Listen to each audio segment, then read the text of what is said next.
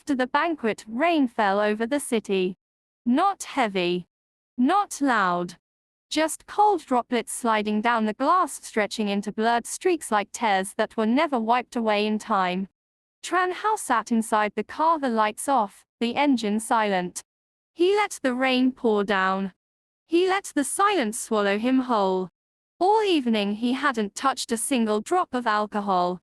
Yet his mind spun as if he were drunk. The last image before he left the grand hall remained seared into his memory. 2 children. A boy and a girl. Clinging to another man so naturally it felt cruel. And her. Angela Percy. No longer the Mộc Tiểu Dao who once stood quietly behind him, waiting for him to turn around. She stood there now, protected, acknowledged, embraced by the world under a new identity. Only he was left outside. Did you ever ask her? The question he had thrown at Cotrin earlier now came back to him, like a knife driven straight into his chest. Had he ever asked? Or had he simply assumed that she would wait? Trần Hạo let out a soft laugh. A shattered laugh unheard by anyone. The Tran family main residence late night. Tran Din Long stood by the window, leaning on his cane, gazing into the dark garden. The butler stood behind him, head lowered. Young master has returned. The old man did not turn around. I know. After a moment, he spoke again slowly. Did he ask anything? The butler shook his head. No, sir. Young master Trần Hạo didn't say a single word. Tran Din Long closed his eyes. In that instant, the cold ruthlessness of an iron-handed tycoon vanished, leaving only an old man who had seen too much gain and loss. That's enough. The butler froze. Sir. You're not going to tell him? Tran Din Long opened his eyes, his gaze deep and calm. Tell him for what? So he can struggle again. Or destroy the peace that girl fought so hard to build. He turned around, his voice lowering. He made his choice. And choices come with consequences. Angela Percy, a quiet room. Angela sat by the window. The 2 children were fast asleep on the bed. The soft glow of the night lamp illuminated their faces, peaceful and gentle. She watched them for a long time. Then she reached out and lightly stroked their soft hair. A motion so familiar it hurt. She knew. Tonight, Trần Hạo had seen the children. And he would understand. Sooner or later. But she did not regret it. Over the past 3 years, she had learned one thing.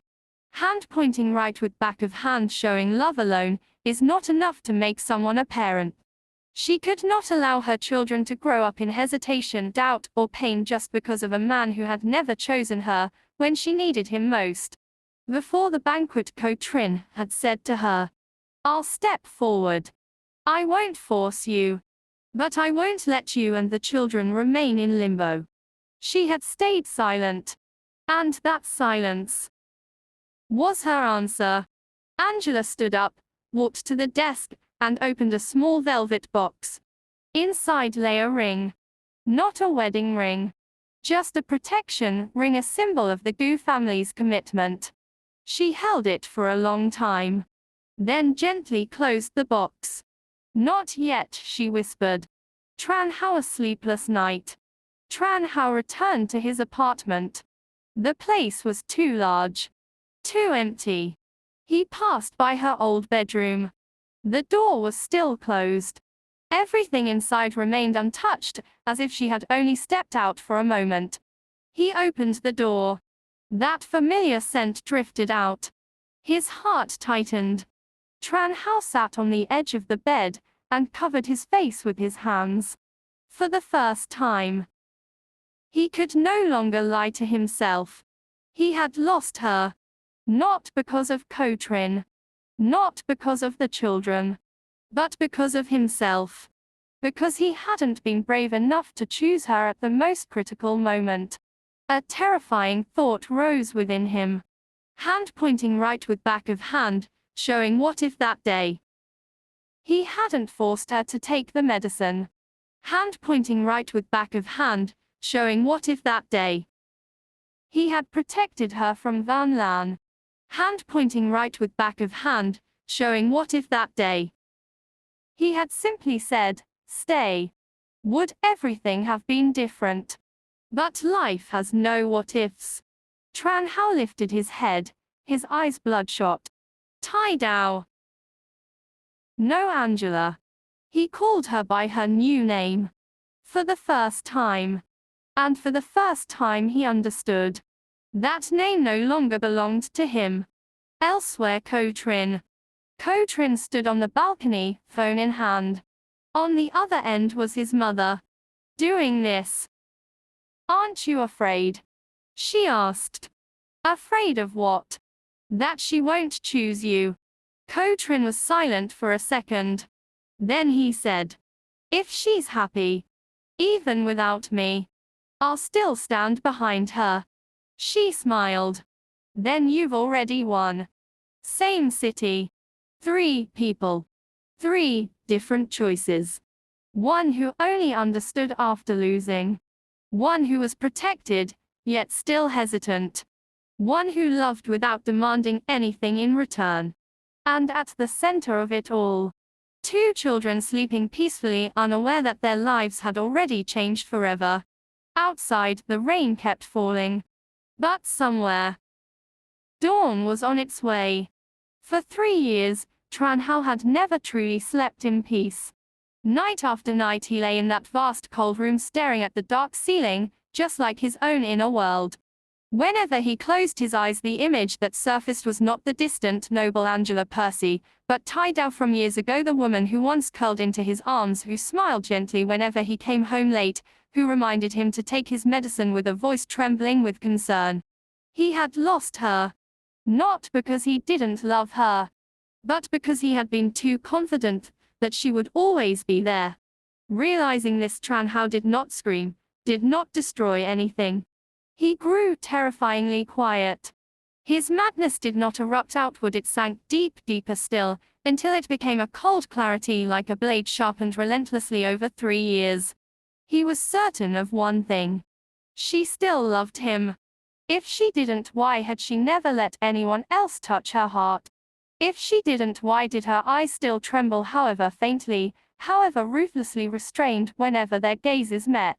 That love wasn't dead. It had simply been forced to sleep. And Trần Hạo decided to wake it up. His plan left no room for impulsive emotion. Everything was prepared in silence, meticulously down to the smallest detail. A multinational corporation project was constructed large enough, clean enough, legitimate enough to raise no suspicion. It was directly tied to high-end jewelry and a European royal investment fund perfectly aligned with Angela Percy's status and expertise. The invitation did not come from him. It bore no trace of the Tran Group. It revealed no personal connection. It passed through layers of intermediaries, shell companies and lawful signatures before appearing before Angela as a flawless business opportunity, one with no reason to refuse. At the same time, Trần Hạo quietly deployed his forces. He didn't need to kidnap. He needed to keep. The airport was controlled within acceptable limits, under the guise of high-level security for an international delegation. Plainclothes personnel appeared everywhere, ground staff, drivers, logistics workers, all his people. Every route had contingencies. Every exit was calculated. And what calmed Trần Hạo the most? Trin had brought his own men. A cautious man like Trin would never expose the 3 of them to danger. His vigilance led him to deploy a private security team, discreetly surrounding Angela and the children. But what Trin didn't know, those layers of protection would ultimately become part of the cage. When the plane landed, the sky was gray. Angela Percy stepped down the stairs, slender and composed in a simple yet elegant dress. The 2 children walked close beside her, each holding one of her hands. The moment her feet touched the ground, she sensed something was wrong. The atmosphere was too quiet. The security procedures were too smooth. The surrounding gazes appeared harmless, yet each one landed precisely where she and the children stood, never missing. Just as she was about to speak, a black car stopped ahead. The door opened. A man stepped out, tall, dressed in a perfectly tailored black suit, every familiar line of his face tightening her chest. His eyes were deep, calm, utterly unsurprised. Trần Hạo. In that instant, the world seemed to freeze. The children looked up at him curiously. "Who are you, sir? Do you know our mom?" Their voices were clear and guarded. Trần Hạo looked at them for a long time, at their eyes, their noses, their expressions, each one carrying the shadow of the woman he loved to madness. His heart clenched, but his expression remained steady. Then he looked at Angela. She stood straight, her gaze composed, her voice cold but unwavering. "Trần Hạo, what are you doing?" He didn't answer immediately. He took a step forward. In that moment, every path around them quietly closed. No one touched her. No one touched the children. Yet every movement was already within his control. The decisive moment had arrived. Trần Hạo bent slightly, leaning close to her ear. His voice was low and hoarse, carrying emotions restrained for 3 long years. "Caught you, wife." Angela shivered. Not from fear, but from that voice. Far too familiar. The car began to move. There was no struggle. No crying. The 3 of them were taken to a lakeside villa, completely isolated from the outside world. The silence there made time feel stretched. The security system ran continuously, yet so discreetly it never felt like imprisonment. Everything was very civilized. Only one thing was certain. They couldn't leave.